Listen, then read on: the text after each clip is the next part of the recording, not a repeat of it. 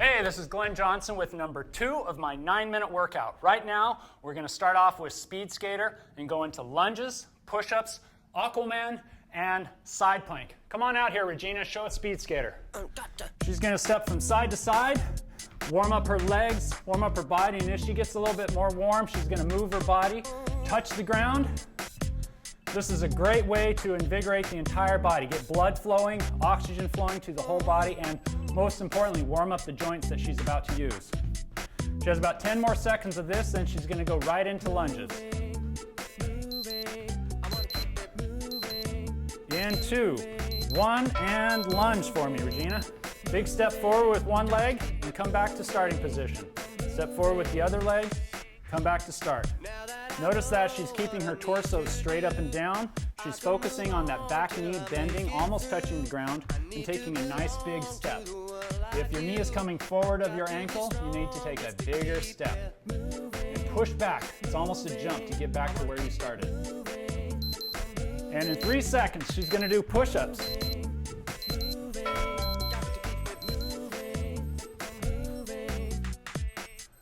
All right. Lower those shoulders down to the height of the elbow, keeping the core strong and tight and firm. Right where the belly button is, we want to keep it really strong. If you're feeling a little bit tired or weak or you're not strong enough, you can always put your knees down. We want to keep our hips straight, a nice straight line from the shoulders all the way through to the knees. It's going to be a pivot, just like she's pivoting on her knees. Now she's going to drop to her belly in aquaman position. She's going to move her arms and legs around so she can pretend she's swimming. Have fun with it. Call the fish. You're doing great, you're doing great. We're feeling the muscles right along the back, but we're also moving the shoulders and the leg muscles as well. In 5 seconds, she's going to stand. She's going to move over to her side for side plank. All right, roll over to your side, please. Now you can do this on your hand or your elbow. We're going to keep our back straight all the way through. Her spine is going to be straight the entire time. And if it hurts your wrist, feel free to do it on your forearm, on your elbow. But we want to keep the torso straight. She has about 10 more seconds, and then she's going to roll right over directly to facing the other side. She'll be facing me, and she's not going to touch anything in the transition. Her knees and her hips aren't going to touch. Go ahead and roll on over, Regina. All right, perfect. So same exact form on both sides. This exercise is really good for the underside of the body, the whole underside right here, primarily the obliques. So she was on this side before, now she's working this side.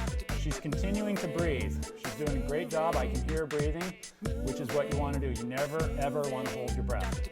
And she's going to pop up in about 4 seconds and go into speed skater. And go.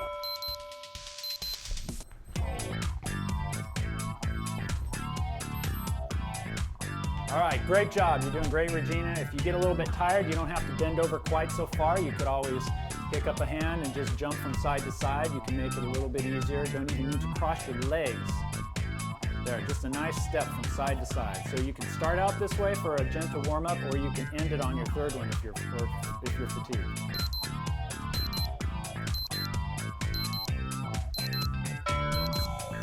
Big step forward with one leg and come back to starting position. Step forward with the other leg, come back to start. Notice that she's keeping her torso straight up and down. She's focusing on that back knee bending, almost touching the ground, and taking a nice big step. If your knee is coming forward of your ankle, you need to take a bigger step. And push back. It's almost a jump to get back to where you started. And in 3 seconds, she's going to do push-ups.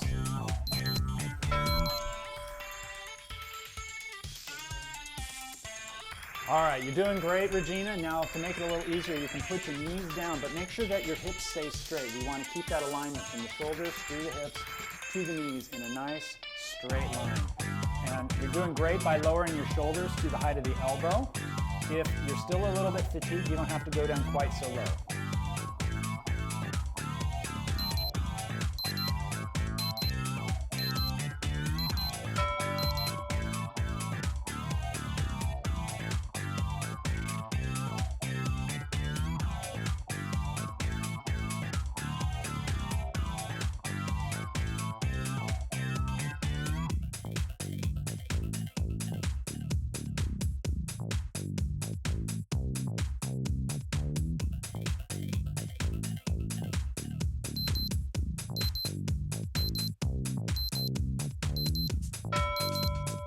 right, you're doing great, Regina. She's holding her back straight all the way through from neck all the way to her tailbone.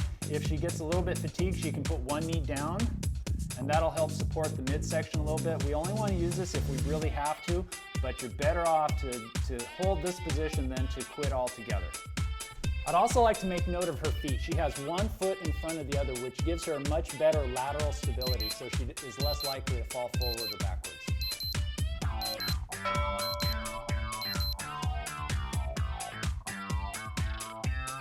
All right, Regina's looking really good. She has a nice straight spine all the way down from her neck to her tailbone, but if she gets a little fatigued, she can put one knee down.